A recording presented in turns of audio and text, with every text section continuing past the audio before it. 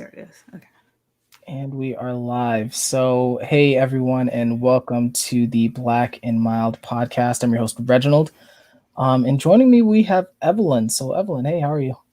How are you? I'm good. I'm I didn't good. realize that was the name of the podcast. I love it. No, yeah, right? Yeah, it came up. It's a funny story. So, actually, I don't think I told you the story. So, Yeah. first of all, a special shout out to Leon for being first. Hey, You know Leon. Leon, right? Oh, Leon yeah. Leon came up with the name. Beautiful. Love it. Yeah. And like we were just like he was like, yeah, it's gonna be funny, and I was like, sure, let's just roll with it. The only thing I'm worried about is like if it becomes if a Blak thing, Mild comes and finds you. Yeah. I'm like, oh, yeah. That's real. We had one of our podcasts, NBC came and did a copyright claim on us one time. Wow. Versavia dealt with it, so you have to ask her what she did. For what? We shared a clip from an interview or something for one of the guests that we were doing, and they were like, that's our show. And so, but we were able to do it under fair use. We were able to say this is like an educational podcast. And so she was able to So for anyone with OI out there and you know about these laws, save us. Leave it in the comments below. Come message me. Yeah. I'm not trying to get sued by a cigarette, okay? Yeah, now, exactly. So I'm just gonna set the ground rules here. So first and foremost, really great to have Evelyn here. Evelyn is a really special guest because I think, if I'm not mistaken, you're like one of the original content creators for the objective personality community. Like, I think so. I think so. I mean, I'm sure people could tell us, somebody could go check that OI, if you will, the SI of that. But like, I feel like, and I got to give the credit to Versavia because it was her idea to put up with to come up with a podcast. I had wanted to do a podcast about something, but just had never, Demon Blast had never gotten started on it. And she was like, hey, why don't we do a podcast about objective personality stuff? And so I think we were one of the first, because it was like 2018 that we launched our podcast. So yeah, I think so. So super exciting. There's actually been people who are asking for you. So it was like, I don't think I told you that, but so I'm definitely looking forward to that. So I'm just gonna but in case you are new to the show or you have no idea what objective personality is, I'm just gonna let you know like what's going on. So the goal of the Blak Mild podcast is literally it's just for me to have some really enjoyable and meaningful conversations. Now with that being said, everyone who's been on a guest on the podcast so far has been from the objective personality community. Objective personality is basically a typology system that is trying to be a successor to the Myers-Briggs typology indicator, try and make it more scientific. The way they're doing that is they're doing double-blind testing, and they're encouraging double-blind testing where you have two people, put them in separate rooms, and you see if they can get the same type for any given individual consistently over time. And once you get statistically significant results, they're going to pass that off to the scientific community, and that's where it's going to evolve into AI, genetics, machine learning, those type of fun stuff. So technically, objective personality is in beta. It does not explain anything. It's not going to tell you like what's going on like neurologically, but a lot of these patterns and a lot of these insights have been very helpful, very valuable to a lot of people. And there have been communities that are being built around that. So now, with that being said, if we're going to be using a lot of that terminology here, surprisingly, already have. Yeah, right, exactly. If you don't understand what's going on, I put some links in the description. The first link is going to go directly to their beginner series that the founders have put together. That is actually going to have both video and text if you start scrolling down. So you'll get a lot of the terminology defined for you.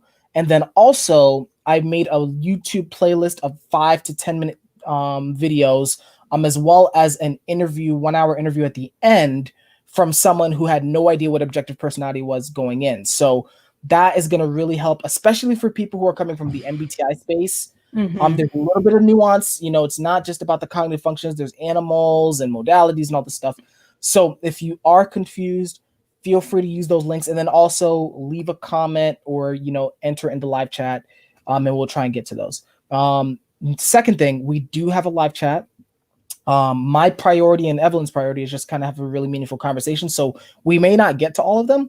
However, feel free if we do find that some of those comments are relevant to the conversation, I'll actually go ahead and throw it up on the screen and we'll discuss that. But so if your comment doesn't get addressed, feel free to leave an actual comment, and then we'll answer it that way. And then finally, this is actually a personal announcement. I don't know if you know about this, Evelyn. So I am looking to put together a game night in the OP community. Oh, okay. I have recently got a Nintendo Switch, and I've been bodying people. I have been bodying people on Smash Brothers. Okay? Oh, I don't want any part of you then. Bodied, okay, is getting a bit disrespectful. I'm okay in the house. In the house, I can handle Switch, but I can handle Smash. But when I go out, oh my gosh, y'all, you will destroy me on Switch. The good news is that a lot of people who have shown interest in a game night are saying not just Smash Brothers. We're talking about like Among Us.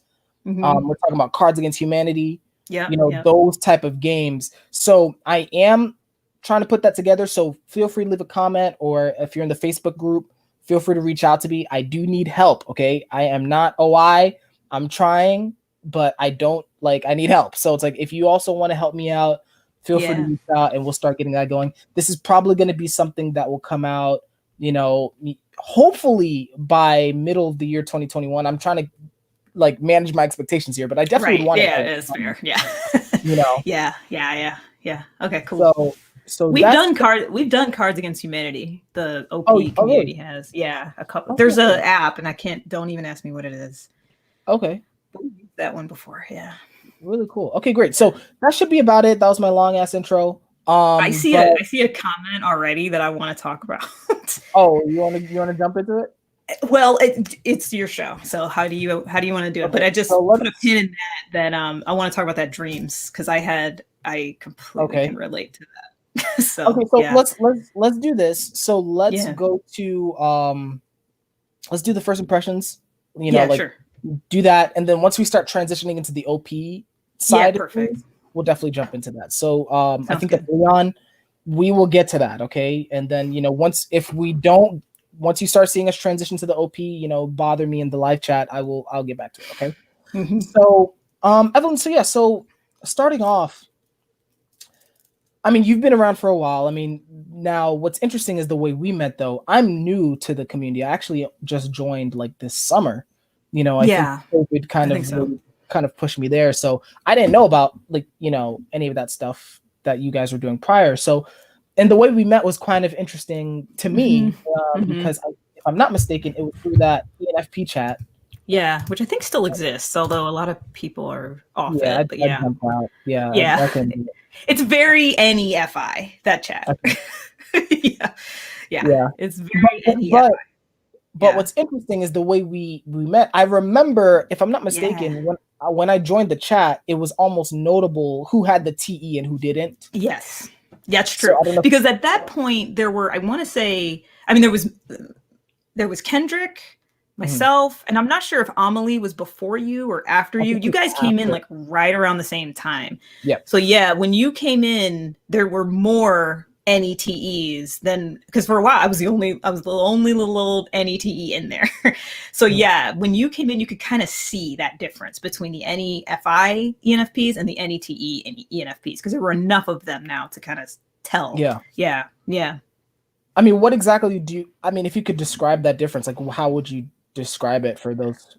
Yeah, it is hard. It's something you almost got to see, but I think this is what you picked up on, is the NEFIs are, they are interested in talking about what they are feeling and going through, and their interests, and jumping from interest to interest and philosophical. Whereas the NETEs, at the end of the day, our question is always but what's the point of this?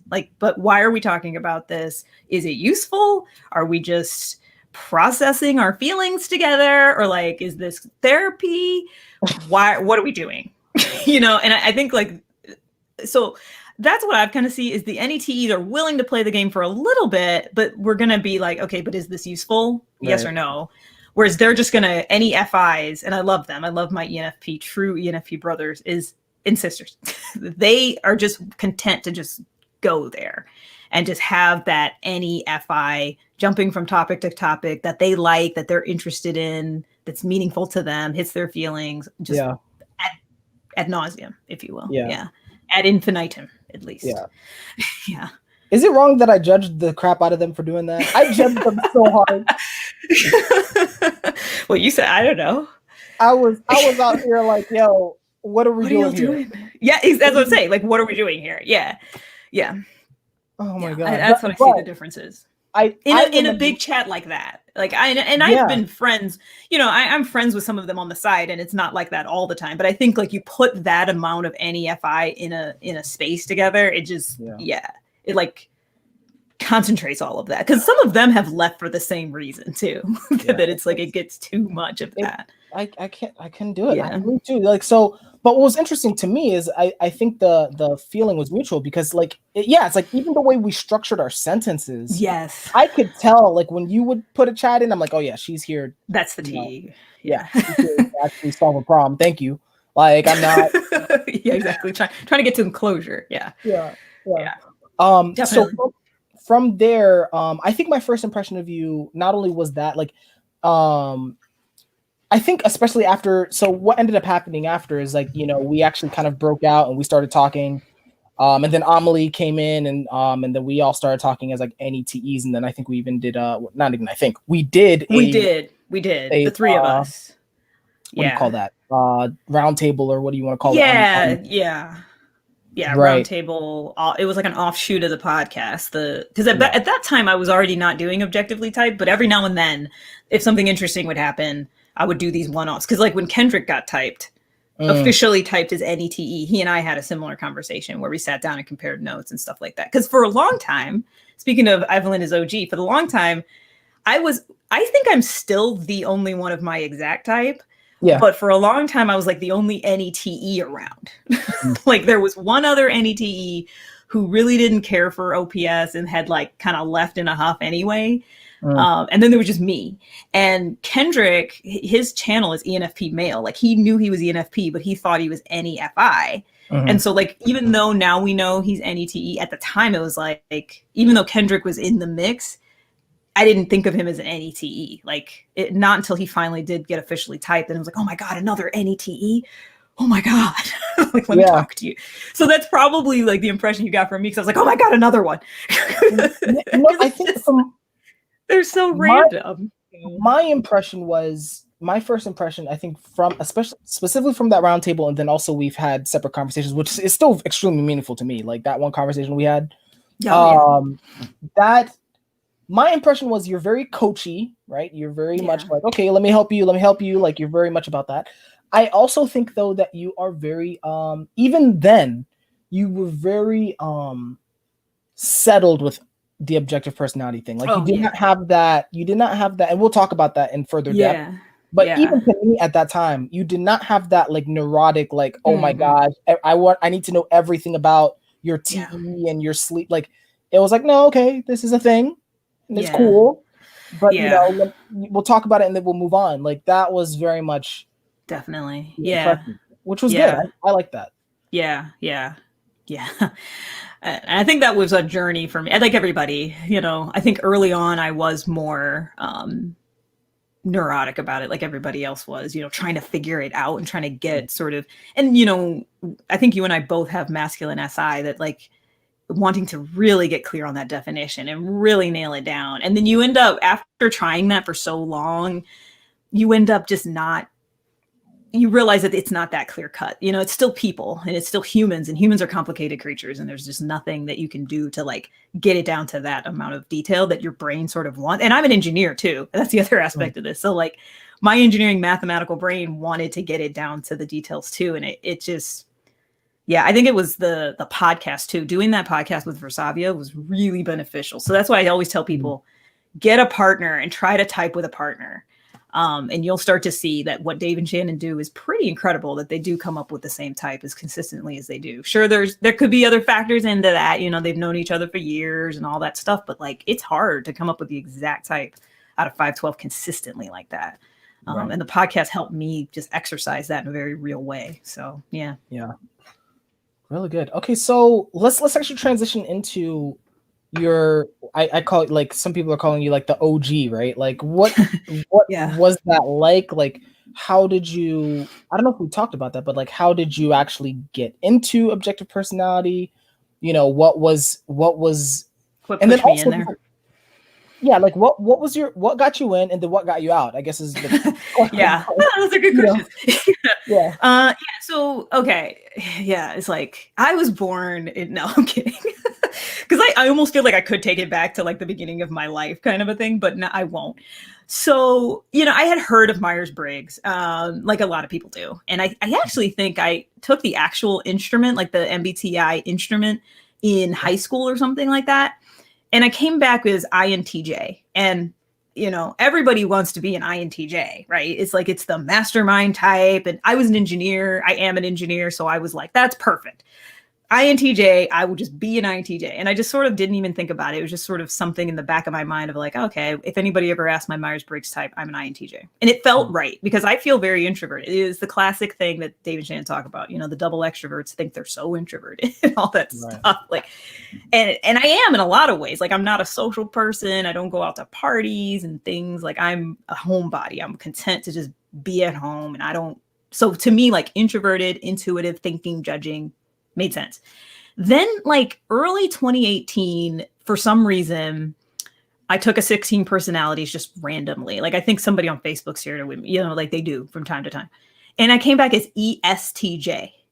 And I was like, that doesn't feel right at all. Like everything I was reading about ESTJ, I was like, that is not me. Because if you look up like the ESTJ profile, they look like a school marm and they're like, yeah, ESTJs make great managers and they just get things done and they're very harsh. And then I actually joined it. I'm so tribe. I joined the ESTJ like Facebook group and there were all these ESTJs in there. And I was like, something's wrong. Like I'm not fitting in with you people that much. So I started down this like, what I call it the rabbit hole of like, trying to learn more and understand like what the heck happened there. Like, why am I all of a sudden an ESTJ or am I an ESTJ or like, what is it? And that's how I found Dave's channel. And so I found Dave's channel and he talked about the cognitive functions in a way that actually made sense to me for the first time. Like I had read about cognitive functions and I could never keep them straight, but for whatever reason, Dave's language and the way he talked about it and the energy he had about it, which was a little bit like, yeah, it's all BS anyway, but here you go. It like hit me. So I started like, I think what happened for me first was I decided to get into the class because I was like, well, I want to learn more about this. And the thing about me, I am very tribe and I am very like, if it's not effective, I won't do it. But every now and then I'll say, let me just do something for fun, just for me. And this was something I did of like, I'm just going to join this class, like whatever, like it's just a little fun thing I'm doing for me. And I did it. And I wasn't going to get typed. I was like, I don't need to get typed, like whatever. But then like I started noticing, because when I joined the class, the typing was open to the public and anybody could do it. And so I noticed that they put the typing behind a paywall. And I was like, okay, this thing's going to start to get more popular and probably get more expensive, because as you start to put things behind paywalls and you start to do more of that, and then there started to be a waiting list and stuff. And so like I got in right before the waiting list got really bad. Like I was one of the last people before it, because in 2018, they like shut down typing entirely. They were like, we're not taking any new people until we figure this out. And I was like, actually Versavia and I got in like right under the wire on that one because she and I were typed like a week apart or something.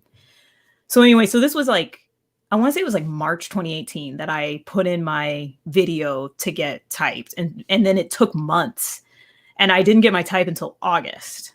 Wow. And so in that time is when I kind of got into the community, as we call it today, like the Facebook groups. And there used to be actually like a little forum. And there was a group of us in the forum who were like doing that whole bot banging thing of like trying to figure out the functions. And we were doing the classes. Like it felt like the Facebook community, and maybe this is still true today. It felt like the Facebook community was more just about talking and chatting and stuff. Whereas this forum was like, this is where the serious students are. And this is where like, we're doing the class over here and y'all are just talking about anecdotes and we're really trying, And so there was like a little group of us that were really trying to figure out this system. And then I got my type and I was like, oh my gosh, like I'm an ENFP. Like I've never, not once typed as a P type, not once in all the years that I've taken any Myers-Briggs. Sometimes, like I said, I was INTJ, ESTJ, ISTJ, but never a P. Like, what? Perceiver? Like what? But Yeah, so like that's how I got into it. Like that's the long tail. And so what happened was, like I said, Versavia kind of thought she was my type just from our interactions in the Facebook groups and things like that. And I still to this day, I'm pretty open about sharing my video, especially now. Like it's 2 years old. The stuff I talk about in that video isn't even true about my life anymore. And so like I shared my video with her, and in that video I talked about, or maybe it was in the response, it doesn't matter, either in the video or in the response that Dave and Shannon sent me, because they used to do full video typings of people like you get in the class. They used to do like a full video class about you. They mentioned, oh yeah, your podcast. And she was like, oh, do you want to do a podcast together? And I was like, yeah. And so thankfully, and then she came back as sensory, actually, ESFP. And thankfully her sensory is a lot better than mine because she was able to like figure out the sensory of like how to do a podcast and like all that stuff. And so the two of us together we were a good match for doing that. And so it was a good project to do for a while. So yeah, that's how I got into it. And then I just talked for a while. Do you have any questions before I talk about how I got out? Really good. This is helpful because I told you fun fact, I'm gonna start doing timestamps, so this is helping me. I'm just from an editing perspective, this is great. Like, you know, so I've got that double masculine ST blast, so I will tell you do in a timeline. Yeah, really helpful. So, what I was curious about, just kind of continuing on that story. So, you did objectively type for a while. That podcast still is in existence, but you know, eventually there was a transition, right? Like, so you transitioned to Raja, and then you slowly started disappearing.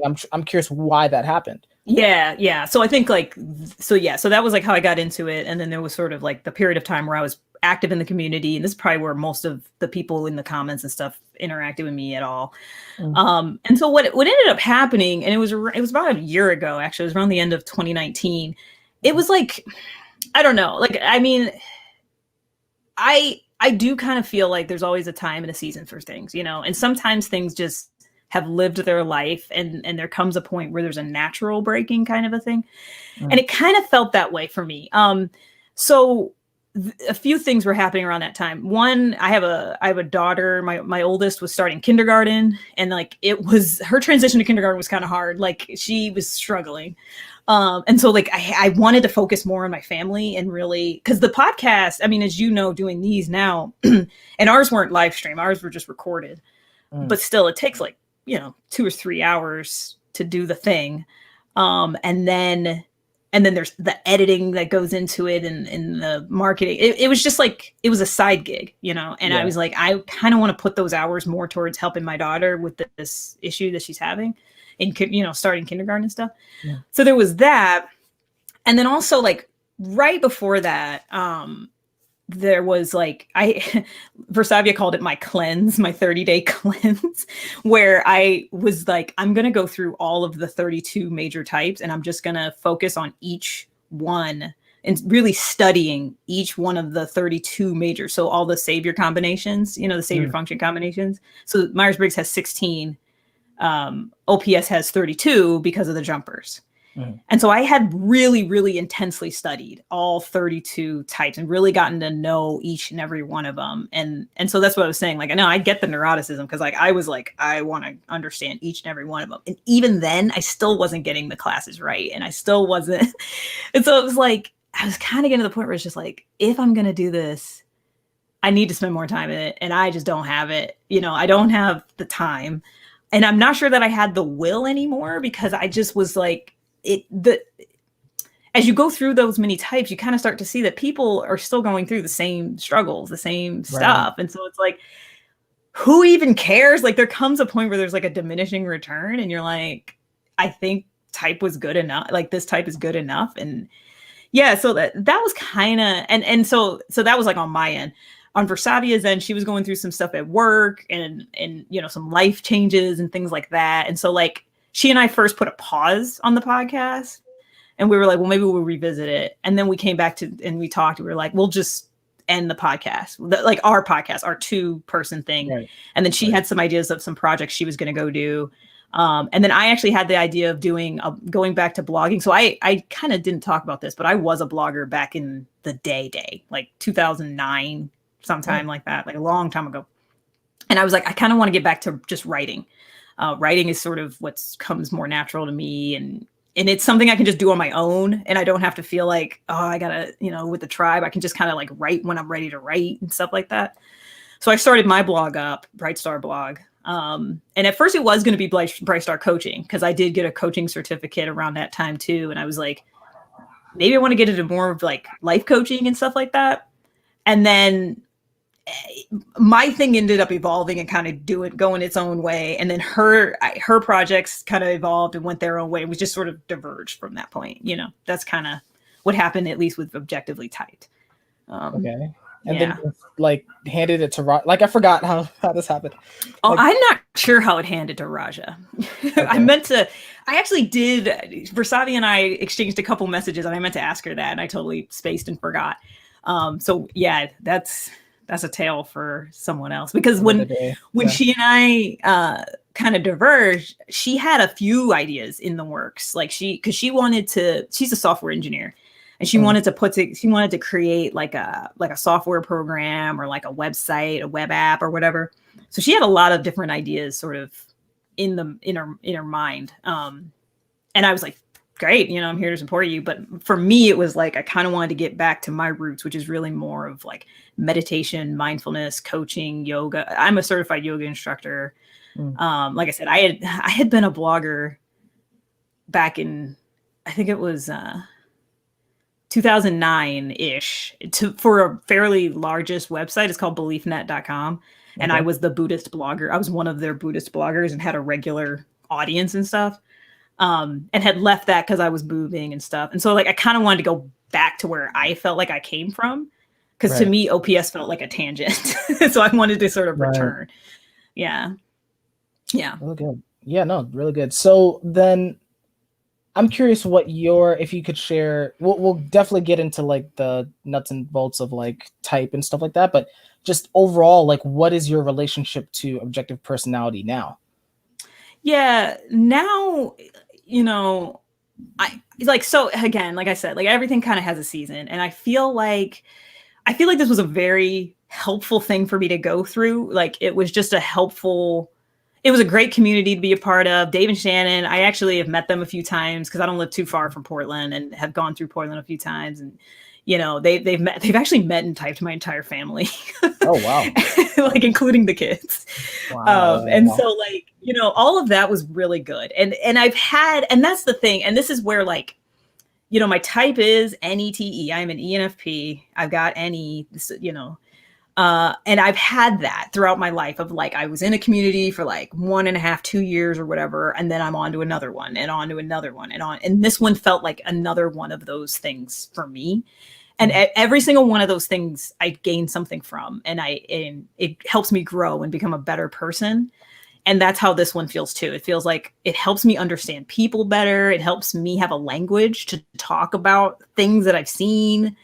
Like before we started the live stream, you and I were kind of talking about FI and like feelings and some of the differences, and it gives you a language to talk about these topics that are real to anybody. And so like for me, when I kind of spun off and wanted to start Bright Star, one of the things I wanted to do with that was basically express some of the stuff that we were seeing in the OPS community, but without using the jargon. Like, can I talk about the struggle? Because everybody struggles with blast. I don't care who you are. I've met savior blasters, demon blasters. Everybody struggles to like get started, right? To get the thing. And so I was like, can I talk about that in my blog or my videos, without needing to talk about blast, And so that's where it's helpful for me, because on the back end, I sort of process it through the OPS lens. Yeah. Right. Awesome. Really cool. Okay, cool. So yeah, we've missed you. I mean, for sure. I definitely know that. Well, thanks. Yeah. So, I didn't really talk about why I left the community. Oh, okay. I can talk about it. Yeah. Well, it's and it's not even that, like, this is not going to be that exciting. Oh, okay. So that's why I'll just tack it on. Honestly, like, because a lot of it is through Facebook, and I kind of pulled away from social media in general, especially in 2020. And I think I do. And again, this is why I love OPS as a system, is it helps you have a language and for things, understand habits that you've always had. And I am very tribe, and social media has never really been great for me because I lose myself in it. I lose, like you were asking me about my FI, and I feel like the more exposure I have to like social media and these things, it's like I lose my FI. I lose what I truly want and value and what's important to me in the midst of all of that. So I think I initially left the groups because it was just like, I'm not liking this anymore. I'm not liking like the discussions that are going on and stuff like that. And then sometimes I feel like, well, should I go in and try to correct people, or should I go in and try to give my perspective or whatever? And eventually it's like, why? People are going to figure it out. They're going to work it out. Just like I had to do. So I'm just going to go, it's like, I'm just going to leave the group. But then I was still in some of the meme groups and stuff like that. And then I just stopped using Facebook as much and in general. And I know there's other ones. I know there's like Discord now. There's like a Discord group and stuff like that. But I just sort of like pulled out of all of that. So that's really it. Like, so it wasn't like a hard breakup of like, oh, I hated everybody and I left. It was more just like, I need to focus kind of on my own stuff. Yeah. Right. Awesome. Really good. Yeah. Okay. So I feel like I need to do that at some point as well. It's good to take a break from time to time, at the very least, and that's what I would do. Is at first it was like, okay, I'll take a break I remember one time I left the group and I was like on a break, and then I came back, and back in the day, Klaus used to welcome new members. Oh. And so he welcomed me because he was like, oh, we've got 10 new members this week. And like, I was one of them, and I'm like, and somebody's like, oh, Evelyn's back. And I'm like, oh shit. Like, I didn't want anybody to notice that I had actually left. Yeah. And now you've shown that I'm back. Yeah. So yeah, it was funny. Nice. Really good. Okay, cool. So yeah, and I'll probably do that at some point, but in the meantime, so I am curious to see, I know it's been a while, but I am curious to see how you're experiencing your type. We did have that question, and we'll definitely go back to that. So what we'll do is we'll kind of I didn't forget it. 9 show. Okay, yeah, I didn't forget. I totally remember that. Yeah, I know exactly. Yeah. We didn't forget. We got you. So we'll just kind of go into how you're experiencing your type, especially nowadays since you're a little bit more relaxed about the whole thing. Yeah. I am curious in doing a compare and contrast as well. But let's just start with like just kind of you for a second. I'm gonna just do the question now just to get it like out the way. So honestly, so this is the question. It's about double masculine dreams. I don't know what that is. Do you relate to this? Okay. I can relate to this. Relate to this. In fact, last night I had last night I had a dream. I did not think we would talk about this. Oh, okay. But last night I had a dream, just like he said, intense and like violent. Like it's like it's awful. It's like having nightmares all the time. I've actually joked with my best friend that I don't have dreams. I just have nightmares. Like the dreams that I remember are the intense, like nightmarish ones. Sometimes actual nightmares. So like last night I had this dream that there was this like dark, like ooze that was like taking over everything. It was crazy. It was like, it was like coming into people's houses, and it was just like it was like an all-consuming darkness that would just come in and like destroy everything. So I know what you mean about these intense, like in that case, that one wasn't, no, it was still kind of violent because it was like we were trying to get away from it. It's like an action movie or like a horror movie sort of a dream. So all I can say is I can relate to that. I didn't know it was a double masculine dream thing. I know that it's something I've noticed in myself, especially in like more recent years, that, and it's something that I've been wanting to do, but I just never have done it, is keep a dream journal. But I bet if I kept a dream journal, it would read like a freaking like nightmare catalog. like when am I going to have like a good dream? Like, there was a while back ago where I tried lucid dreaming, and that helped because I could actually change things in my dream. Like once I got okay at lucid dreaming, I could like, oh wait, this is a dream, and then destroy the monsters and just make them go away within the dream because I got to be like empowered. But yeah, I didn't know that was a double masculine thing, but I have it. I can relate. Really interesting. I cannot. I don't have many dreams. I don't have that great of an imagination. Like it's, I really don't. It's pretty faded. I have it, but it's very faded. Yeah. And I don't remember my dreams too often, but I do remember when I was growing up, at least, the dreams I had weren't violent, they were scary. They're scary. Yeah, I think mine are scary, but intense and sometimes violent. Yeah. So that's where I mean, the one example, this is like the silliest slash but like this was like when I was like really young. I still remember these. And I would apparently I would wake up like screaming like when I was really young to these. It's like, but it was like a week, like when I explain it, it's gonna sound ridiculous. So it was like I was in these dreams and they would repeat. So it's like this dream would be like I'm in like this like plane that's supposed, like, you know how those huge jumbo planes that carry cargo. So I was in one of those at nighttime above this city, right? And the cargo door or whatever opens. Yeah. And I start falling out. And then like as I'm falling out, this is gonna sound so ridiculous.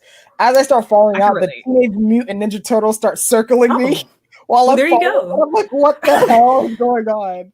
And I just wake up screaming. Are they there to save you though? Are they trying to help you? Oh, they're like doing tricks. They're not helpful. I'm like, they're just like doing acrobatics as you're like, help me. Can someone please give me a parachute? It was terrifying. And I would wake up with that feeling of falling because that was a very visceral feeling. Yeah. You know, excuse the background noise. I have like, you know, my landlady has dogs and stuff. Oh, okay. But yeah, like those were the type of dreams I would have, like really kind of ridiculous. I have intense dreams too. Yeah. Airplanes falling out of the sky is one for me too. Just falling out. So anyway, I don't know. I didn't know that was a double masculine thing, but I've definitely joked with my buddy that I have nothing but nightmares. That sounds sad. It sucks. No, it's awful. Yeah. It's no fun. Yeah. It's no fun. Oh man. Okay, so moving to so here's my thing, right? And I think this might be just something that I have to do moving forward. I am not the type of guy that wants to ask you all the intricacies of your type. I'm not. Okay, no, that's cool. I don't care. I'm like, need to talk about it. Like, because it's like I'm sure it's already out there for people if they really want to get technical. So it's like I'm not the guy. We can say what it is, and so that way people can then figure that out. Yeah. Sure. I mean, okay, so just talk to me a little bit about how you're experiencing your saviors and demons, and just, you know, we could start there.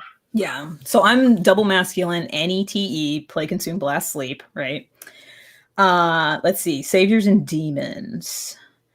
So my saviors, my NE is feminine and my TE is masculine. So I do tend to notice my TE and experience my TE more intensely than my NE. I almost kind of forget about my NE, but yet you can kind of see it because I'll scatter around. Like when I watch videos of myself or when I hear myself talk, it's like, okay, she's definitely like popping around like crazy ENFP style. But like I when I was trying to type myself, I did not come up with any. And actually that was my like number one question for Shannon was like, how did you come up with Savior any? I'm controlling AF.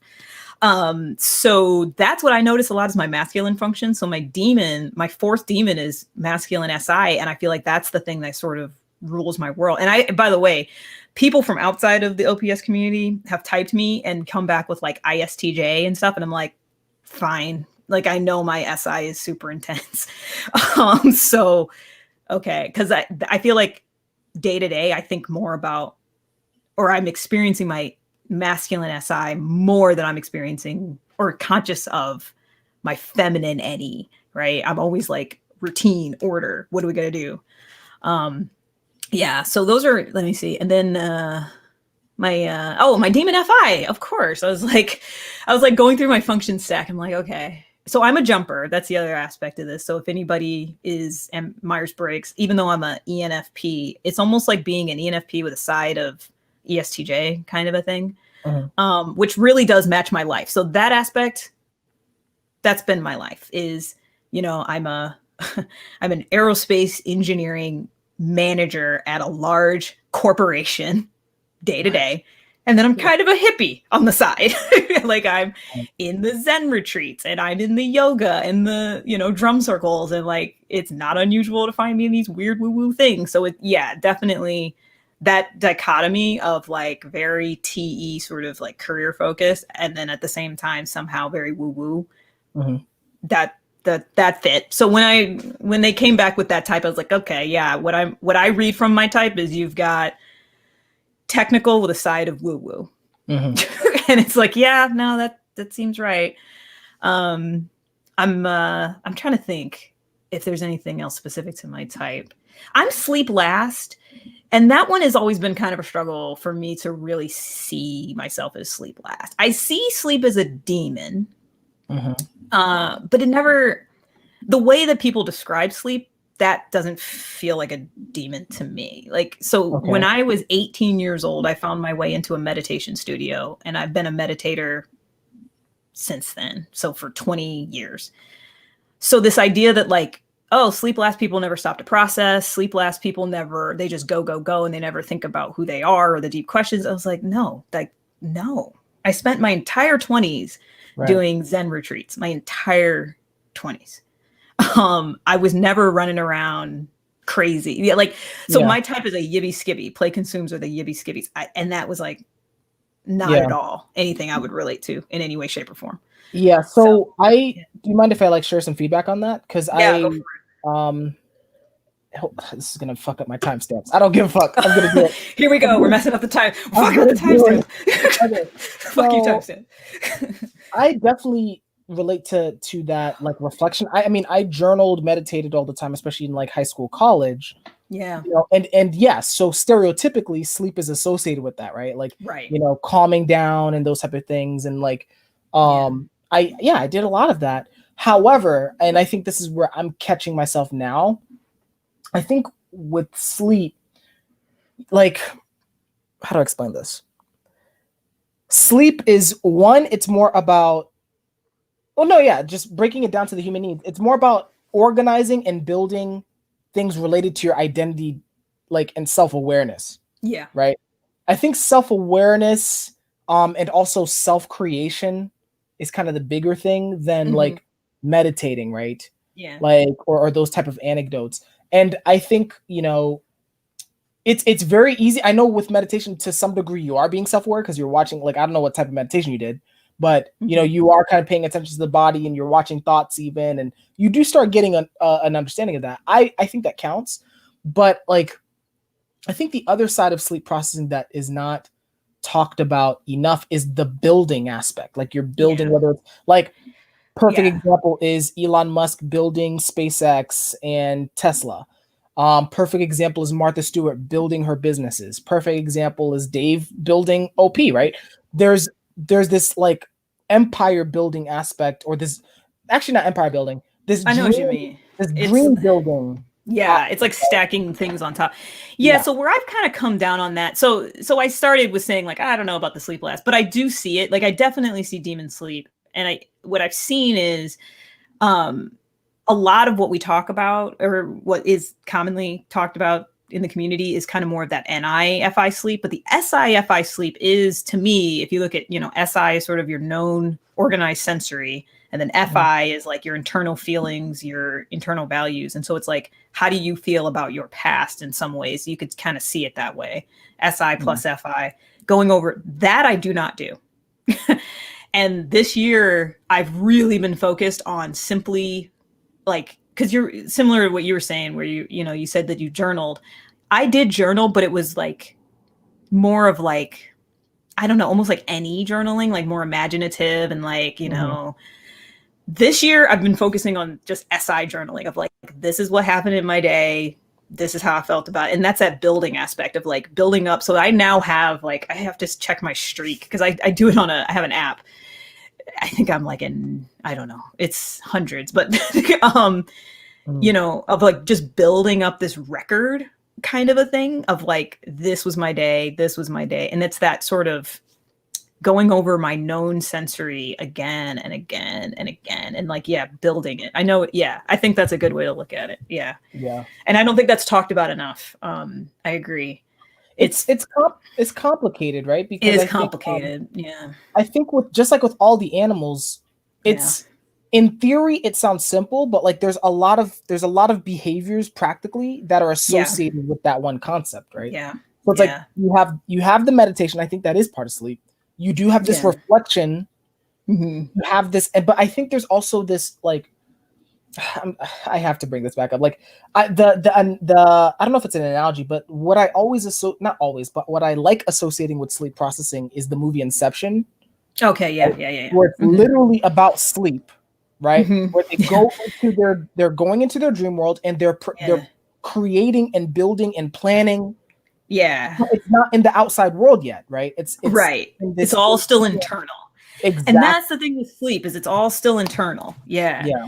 Yeah. And the other thing I've seen, the way I see my demon SI and even SIFI sleep, manifest is I tend to just do the job, get it done, and move on to the next thing. I very rarely will think back upon like my accomplishments or like what's going on. And actually it's sort of funny. This is like a little thing that comes up at work from time to time. So I just got a new position, but my previous position to the one I'm holding now is I was the manager for all the 747, 767, and 777 airplanes that are delivered out of the factory here are certified by the group that I managed, right? And so like every now and then we would have to report on like all the deliveries that we had done. And that was always so hard for me to go back and look at what have we done already. Because I'm always like, okay, what's the next challenge? What's the next thing? What's the next, problem I got to go solve? And so that's where I definitely have Savior NT. Like I buy that one 100%. And I definitely see Demon SF, both of those things. And so I'm like, yeah, I can see that. Like, cause I'm just like, what's the next problem to go solve? I don't care about what we did before. I don't want to talk about the past, but we kind of have to, I have to still bring up that past and like you say, build on it. You can't just throw it in the trash heap and move on every time. Yeah. Yeah. Wow. Yeah. I've learned to value it basically, but it's through training. No. Training that animal to like acknowledge and see the value in the demon. Yeah. Wow. I definitely I'm avoiding that. Like I'm thinking about all the things I need to go back and revisit and review. Yeah. No kidding. Not going to be fun. But speaking of the SI and even the SIFI, like, so one of the things that's really fascinating about you is like, it seems that your SI is extremely strong, as you've mentioned, but like one of the biggest evidences of that is that like you've stuck with like one organization for like 4 or 13 years or so. Yeah. I'm curious, like, how is that possible? Especially like as a VP, I know. Yeah, I know. This is one of these things that I think that person who typed me as an ISTJ, that was like one of their like things of like, there's no way an ENFP sticks with a career for 14, 15 years, I don't know. I mean, I think for me, this one again, it's like, oh, let me go back to the beginning of time. When I was like 5 years old, I wanted to be an astronaut. And it was just like, I wanted to be an astronaut. And it was my driving force all the way through to college. So I got a degree in aerospace engineering because I was like, I want to be an astronaut. Like I was no kidding. I want to be an astronaut. And then when I was in college was when the Columbia accident happened, when the space shuttle broke up. And that was kind of my like, do I really want to do this? I don't know if I really want to do this. And it's not that accidents hadn't happened before, but it's just something about that one. Like, and it hit me at a certain time that I was just like starting to re-question that. So I got into Boeing because I had a degree in aerospace engineering, So it's like, you look at where you're going to go work. You look at NASA, you look at Lockheed, you look at those places. And I ended up getting a position at Boeing in aero, which is like what I wanted to do. And so when you ask, like, how do you maintain a career over, for me, it's been, like 14, 15 years. I've done different jobs in that, though, And so I started out in aero and I did a lot of flight testing. And I think that kind of got that astronaut thing out of my head. Like I literally sat in control rooms and said, like, flight, we're go, so I like did that. Or I've been on airplanes while we were doing crazy maneuvers and stuff like that. So I sort of got it out of my system in my 20s. And then, I mean, even early on in my career, I was like, I don't want to just be an engineer for the rest of my career. I like knew it. I went and talked to a career counselor and I was like, I don't want to just do this. I don't want to just do spreadsheets and stuff for the rest of my life. Like I can't, I saw like my coworkers with like 35 years still in the same position. I was like, oh no, I cannot do that. So they were like, the advice that career counselor gave me was like, you got a good job with a good paycheck, go explore other things and like use this as a stability to like fund those other things that you're interested in. And that really stuck with me. And so like, that's sort of how I've done it is, I think that's what I was saying. Like I have this like EJ with a side of EP or EP with a side of EJ, whereas like I've explored my fun times outside of work and just used that job to fund my experimenting and doing other things, you know? Yeah. And then I've also changed positions. That's what I was starting to say is, you know, I had that job for 3 years, I think it was. My thing was, so I hired into Boeing Wichita, and I love Wichita, Kansas. Like, so if anybody's listening to this from Kansas, I'm not hating on y'all. I'm just saying I only wanted to be in Wichita for 5 years. I was like, I'm not going to stay here. I'm not going to have my kids here. I'm not going to live here. So my goal was get out of Wichita in 5 years. And I did. I got out in like like I said, I think it was like 3.5 years or something like that. I moved to Seattle. And so I've been here for a long time. And so so I did that job for like 3 years, and then I came up here and I've done several jobs to the one that I'm in now. And actually my last position I was in for 3 years, which was the longest that I've held. Prior to that, it was like 2 years here, 18 months there, you know, so doing different things, but within this larger stable company. Right. So it fed both the OE and the OI really. Yeah, that's how I did it. I used my job as my stable platform to then go do things. Yeah. I probably needed. I've gotten that advice a lot. Like, so I'll just throw this at you because I've gotten that advice a lot, right? Where it's like, you know, especially if you're extremely creative, they recommend you find something stable. You don't have to love it. It's not your passion. It's literally but to make money, and then like you said, do your thing on the side. I'm struggling because for me, it's like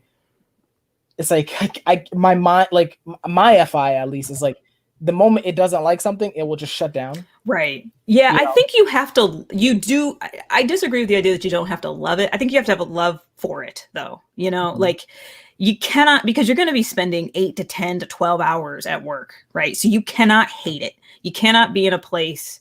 And that was so the other thing with me. So now this is about to be career advice a little bit, but you know, for me, it was like every time I got into a new position, maybe not immediately, but pretty soon I would be thinking about what's my next step? Like, what is the next thing that I want to do? Also, what is it that I enjoy about this position? I had a mentor tell me, it was something like he would ask himself the question, am I learning? Am I engaged? Am I having fun? And if it gets to the point where any of those things is no longer true, then you should be very strongly looking for the next step. But I really want to get to it before that. So like even my current position, arguably I was still learning, I was still engaged, I was still having fun, but I already knew I had been in that position for 2.5-ish years. So I started actively really looking for the next one. Right. And then I ended up getting it. But that's the thing is, I think that a lot of people in their career, they just sort of wait for opportunities to come, but you can't. Like you have to be actively looking and reaching out to those other areas and saying like, hey, the work you're doing sounds really interesting. Can I go talk to you for, you know, a period of time? And that's where Boeing helps. It's actually similar. I went to Ohio State for college, and one of the things they said is you can make a big school small, but you can't make a small school big. And so I feel like that's the case with my company too. You can make a big company small, but you can't make a small company big. And so within this large, huge company, we do so many different things. Like, I mean, it's crazy the amount of stuff we do. And so like, anytime I was interested, I was like, I would go and get in contact with somebody over there in wherever, you know? And so like, I've talked to people who were doing like learning and development services or something, nothing at all related to aerospace engineering at all. But I was interested in that. So I talked to them and got to know them. And so now I've got a network over there. So that's kind of how I did that, is like, tried to always work that network and keep my antenna up for the next thing.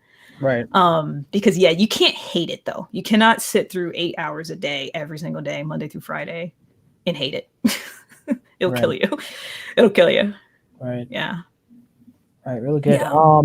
We do have another question. Speaking of, we're kind of like in like the ballpark of SI. So speaking of that, We do have another question from Leon. Can I pause for before we do that? Because right above that, the comment, I hate dreams when I'm fighting someone in slow-mo. Yes. So I'm a martial artist too. And like in my dreams, I know my technique is good. And yeah, it's exactly like my punches don't hurt the other person in any way. So I hear you. I hear you. You're like, it's like, oh, yeah. Yeah. I am double masculine in that respect. Yeah. Right. Yeah. Okay. Sure. I just made me laugh because I'm like, oh my God, yes. As long as you can relate to it. I get it. So I was like, I don't know what to talk about. I'm double masculine. Yeah. I started martial arts when I was 18 years old. Mm-hmm. And did that for a long time. And I heard I got a shout out when they did Joe DeSena's podcast. Oh, did you? Yeah, because I do Spartans, and I was actually in Portland for the Spartan race last year, I think, and hung out with Dave and Shannon, like after doing a Spartan in the morning. I did a Spartan sprint in the morning, went over to their house in the afternoon. That's intense. Yeah. Wow. Okay. Really cool. Yeah. Really cool. Okay, so double masculine stereotype. Yeah. Jumping back to this. Why would someone move my stuff? That's actually my first question. Well, you don't live with a family of people, though, right? You live on your own. Well, I mean, yeah, I have roommates, but like even when I had roommates, even when I lived with my aunt and my cousins and stuff like that, it's like yeah, like if you're moving, what are you doing, right? Now, sometimes I am being messy, so sometimes they're moving it so that Reggie, stop being a fucking mess, put it on the counter or whatever. Then I'm like, okay, you know what, that's fine. But it's like if you're just moving it and there's no reason. Mm-hmm. I'm like, someone has to. Why are you doing it? Yeah, that's kind of my thing too. Yeah, what are you doing? Why are you moving that stuff? I get agitated. Yeah, I do get agitated. Yeah, I get that. Yep. Yeah. I'm trying to think. I live with 2 little kids these days, so it's just like, I've given up on my favorite stuff. If it's my favorite thing, I've hidden it somewhere so that nobody can touch it. And nobody can mess with it. Yeah.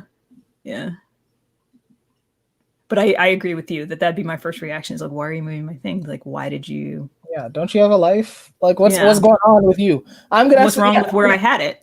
Yeah, I'm gonna empty the mess out of you. It's like, yo, are you okay with yourself? Yeah, same. Yeah, same. Yeah, I agree with that one. Yep, really good. Okay, so that. Look, guys, if you want super in depth, like I'm sure. Do you have like a Binyamin interview or something? Like, I think I do. I do.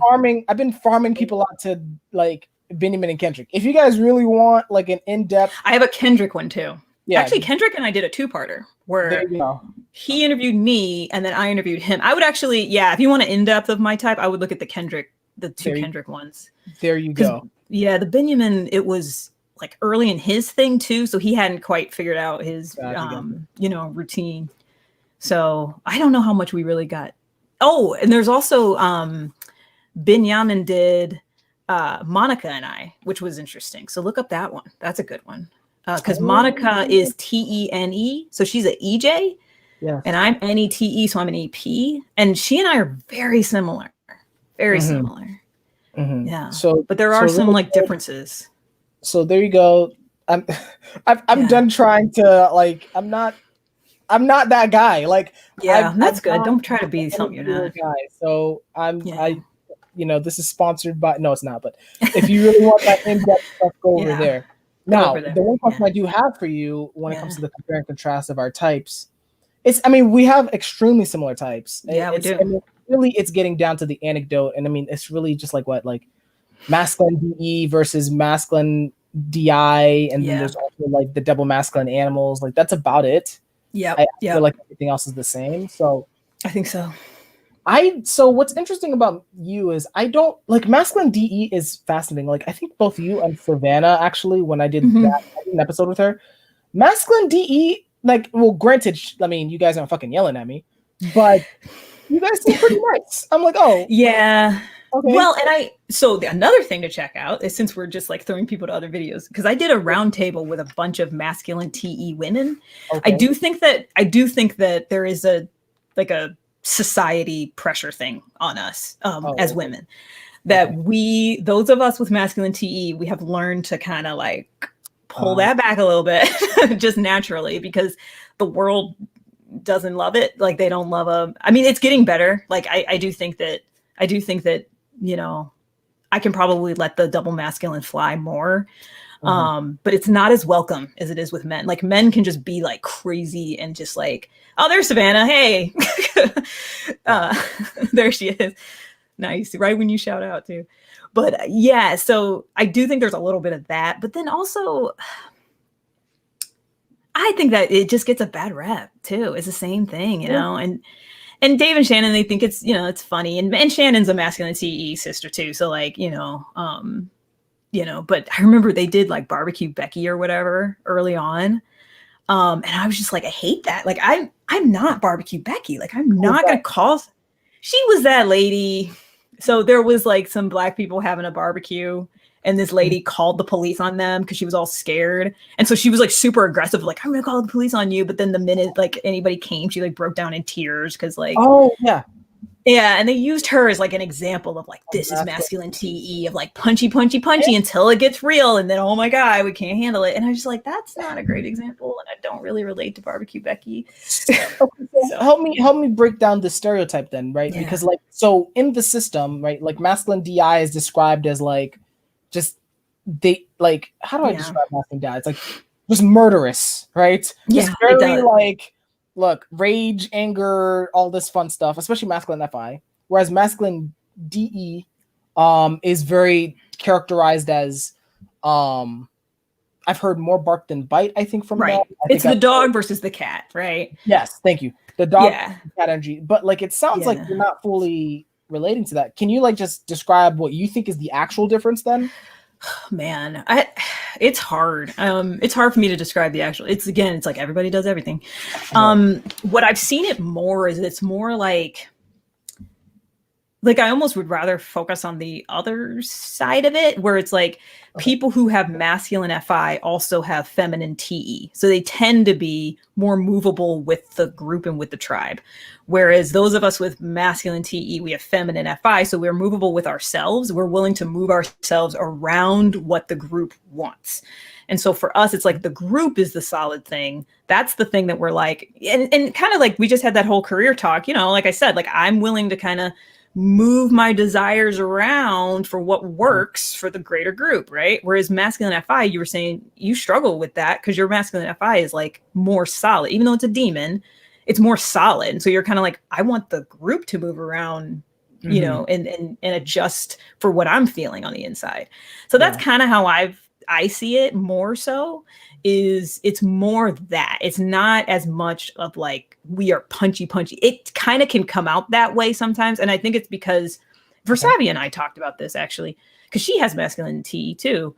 Hers is a demon. But it's like we know the tribe can take our punch. So we're just like bark, because we're not that we kind of know that the tribe is gonna be able to take that. Whereas like masculine DI is going to wait and let the tribe kind of move around and hope that the tribe gets it. But then when you don't, bam, like I'm going to hit you once and I'm going to hit you hard and I'm going to hit you to kill. Like, whereas we're more willing to like, let me poke at you and see, because we know that in our minds, the tribe is the solid thing. We're movable. Yeah. That's actually a really good distinction. Because what Savannah said. Yes. So she said something. Yeah, we are the tribe leaders, but our internal. Sorry, the next one down. We are the tribe leaders, but our internal wants, goals are movable. Yes. Yeah. Okay. Yeah. Okay. That's a good way to put it.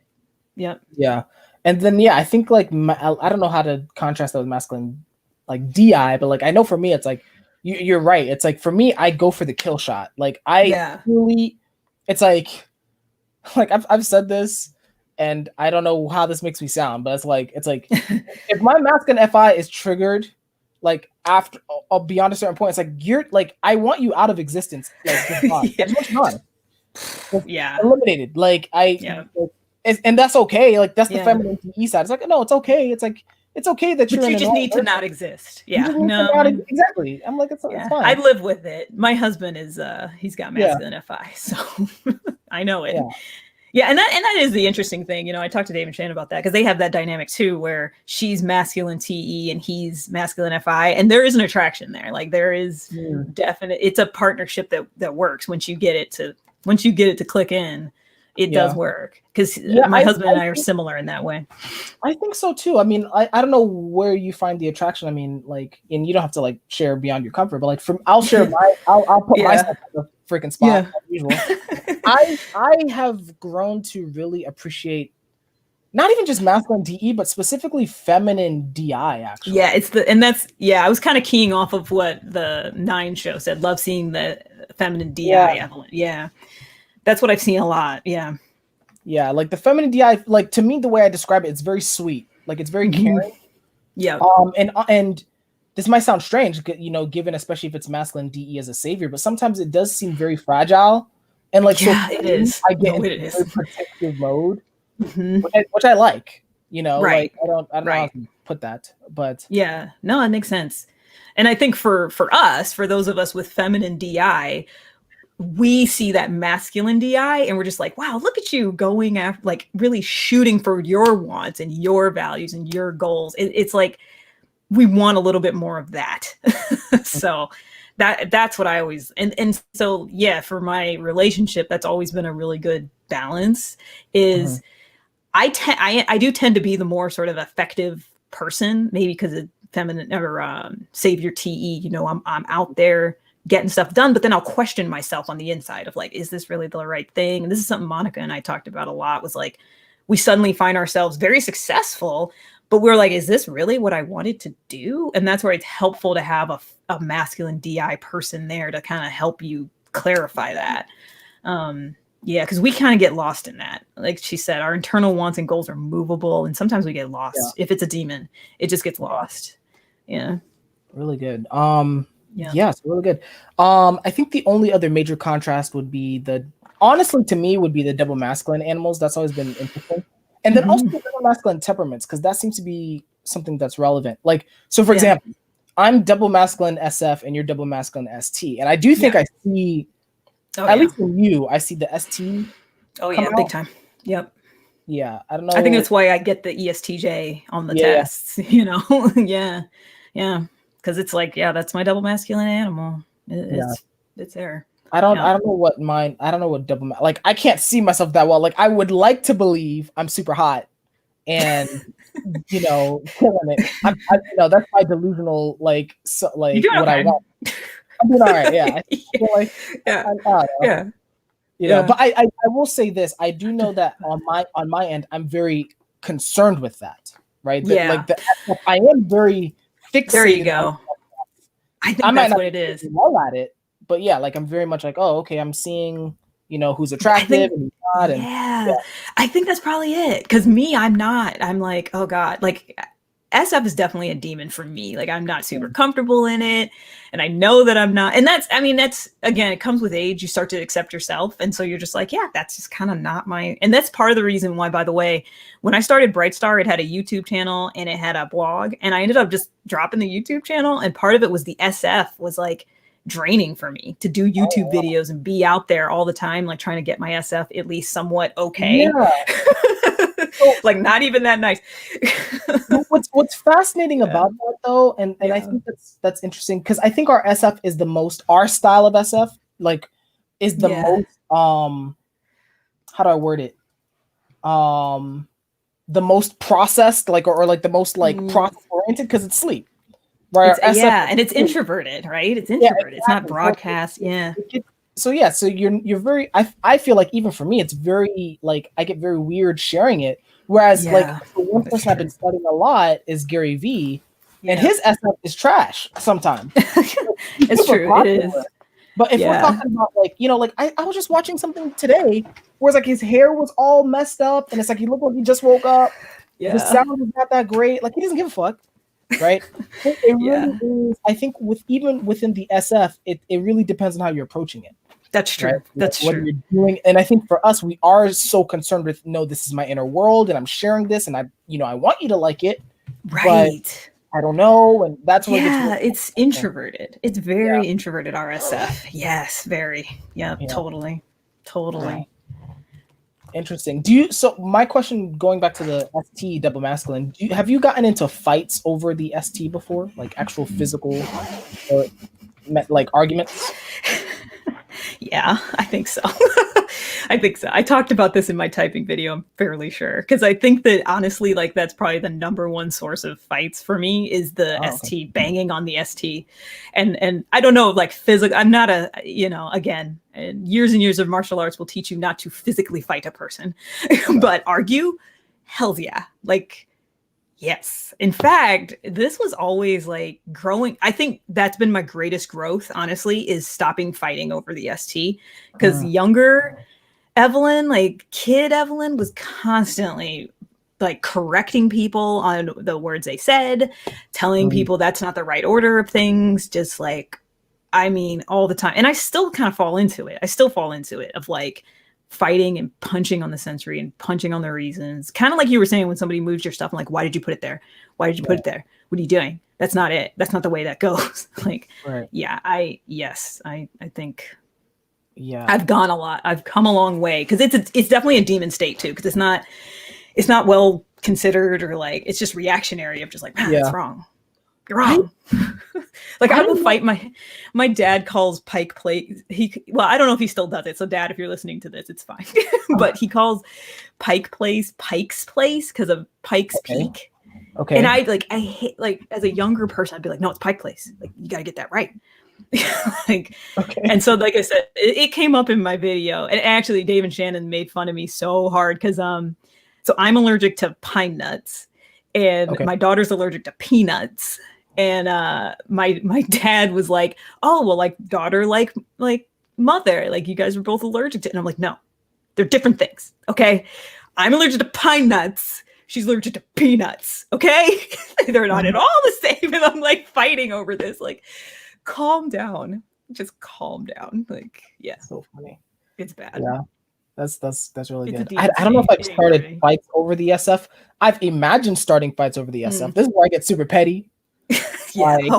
Petty. I'm not gonna lie, I'm a petty human being. If someone's styling on me, I might have to fight them in my mind. In your mind. Just in your mind. Yeah. It's all internal. Yeah, mine is a blast, so it comes out. Mine's a blast. It's not good. Yeah. Really good. Speaking of double masculine, there's actually a question here from Leon again. Shout out. Oh, power dynamics. Power dynamics are kind of weird. I actually want to start with you because you're more your TE's masculine, so that means you might be more attuned to that. Yeah, I'm very attuned to it. In fact, I'm very attuned to power dynamics. In fact, I've talked to mentors about this, and this also might be a woman thing of like, I respect rank a lot, almost too much. Because there are times when I need to be willing to go above my station for whatever. And what I mean by that is like, so I work in a giant corporation. It has ranks of leadership, right? And like part of going up the ranks is you have to start acting at a higher level than you are. Like that is what we do. That's how we promote people. You're already starting to influence outside of where you are.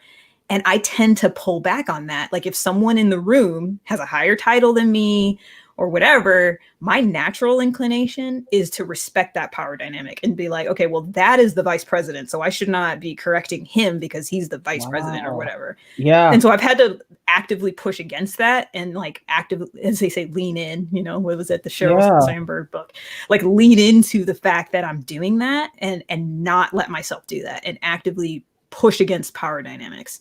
I don't know if it's related to double masculine. I have no idea. It is. No, I think it is because I don't relate to that fully. I mean, I definitely respect rank, like for sure. Yeah.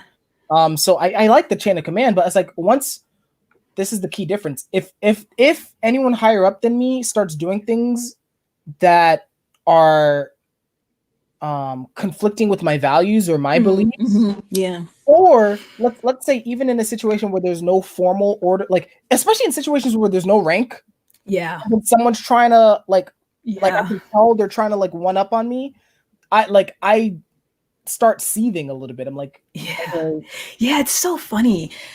This is the part of it where it's like, I can relate to the ESTJs because I really respect rank, and I think that's part of what drew me to the martial arts, because you get into the martial arts and it's rank.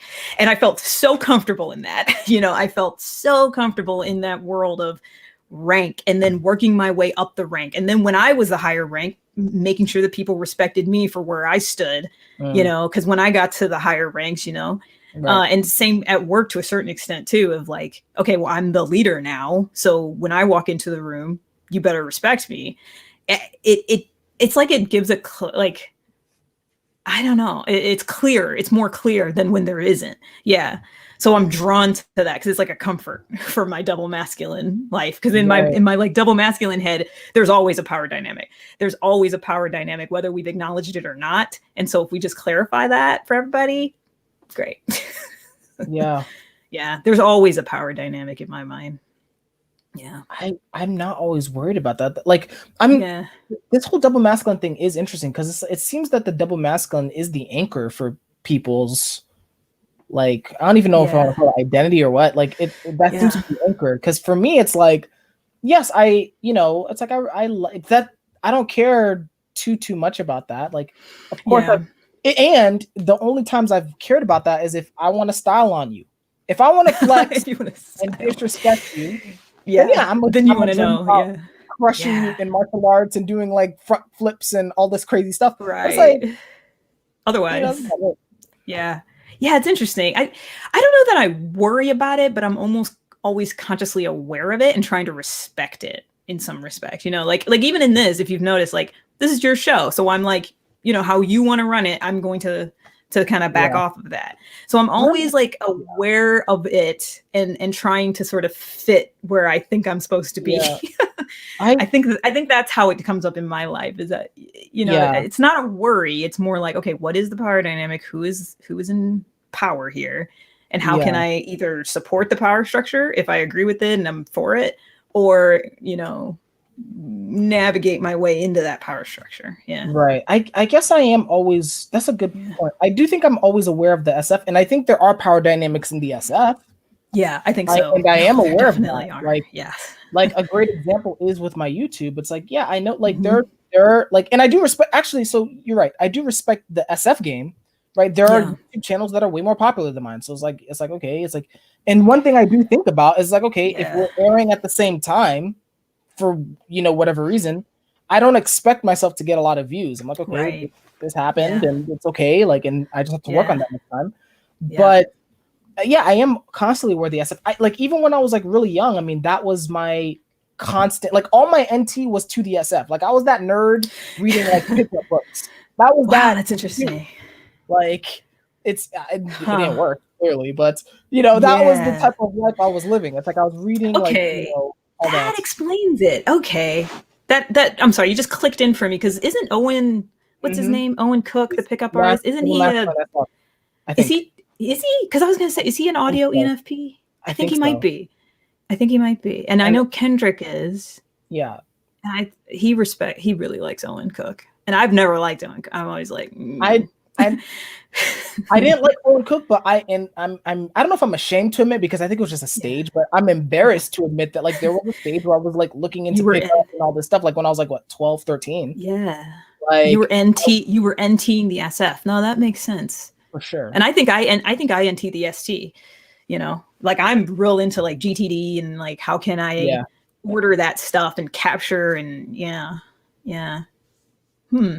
okay, good. We just unlocked something. There you go. Really good. Really good. I don't know if we have any other. Let me see. Do we have any other questions? I don't think so. Oh no. Okay. Somebody doesn't know what pine nuts are, and it's pine as in pine tree. It's a seed of the pine tree, and it's in a lot of pesto and stuff. That's what pine nuts are. There's your ST. There's the ST. Awesome. Yeah, I gotta define it. The sun has come up here, so like it's shining on my face. So I think that should be. I mean, I think that's it. I think so.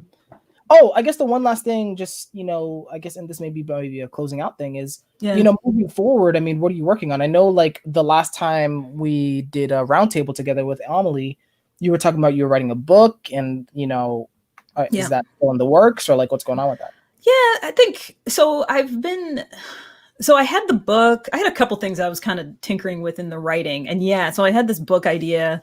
I ended up finishing the manuscript, so I've got a manuscript that's like on the table, if you will, virtually, on my computer.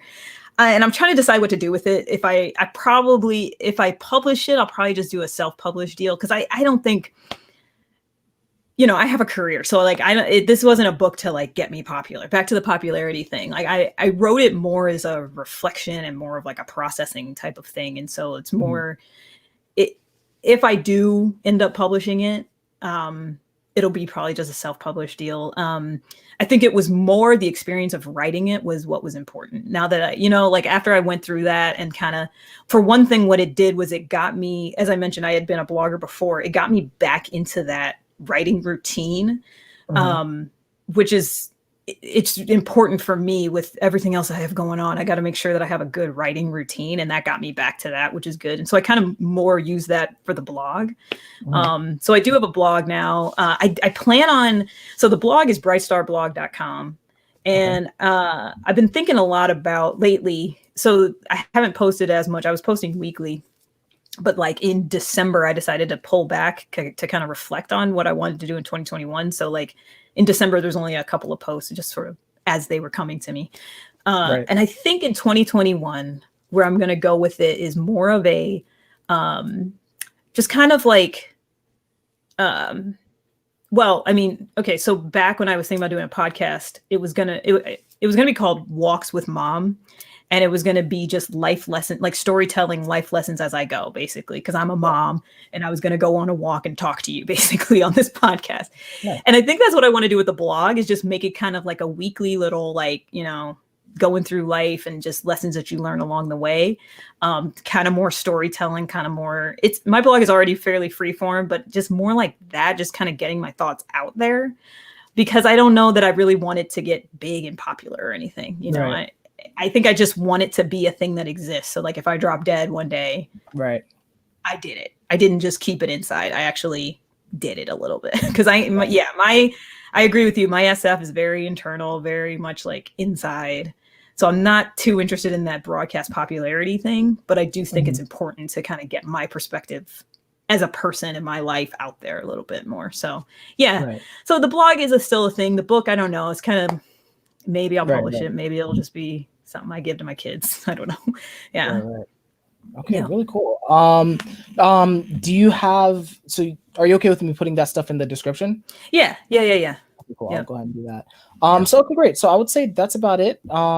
If you guys have any further questions, really great to see you guys. But if you have any further questions, feel free to leave it in the comments. I'll try and get to those.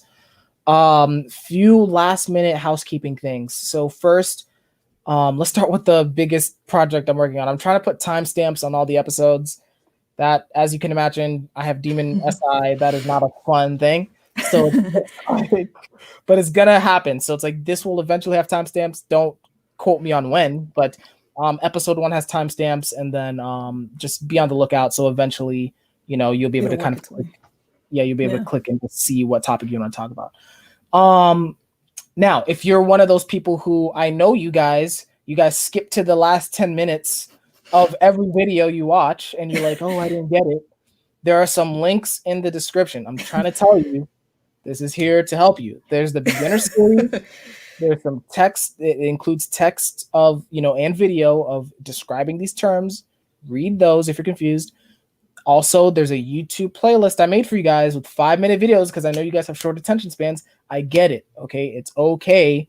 But there's stuff there. Okay. So please watch that. And then if you have any further questions, feel free to comment, and I'll try and respond, or someone will definitely respond to that.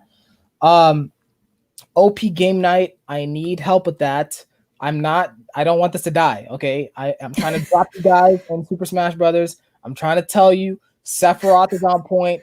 Kirby is on point. We also have Among Us. Did Sephiroth, is he out? Did that fighter come out? Is it okay? Because I saw the trailer. I haven't gotten it yet, so I'm gonna go upstairs after this. That's okay. Thank you. I'm gonna go upstairs because I didn't get the fighter pass.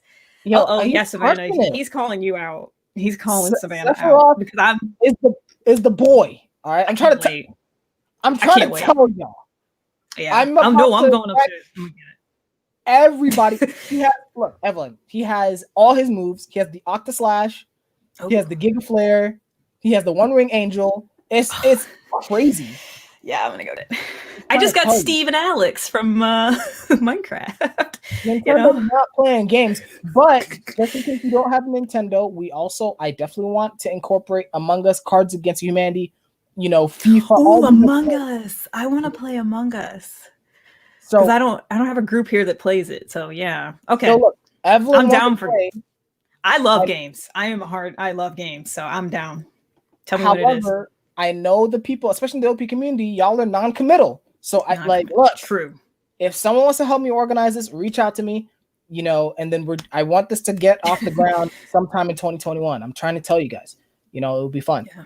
So there's that. And then also, I think one last thing is, if, feel free to give me some feedback, like or unlike. I don't care about unlikes, but it's like, if I get like 50 unlikes, then I'm like, okay, what happened? Something happened. But, yep. Got to NT that SF.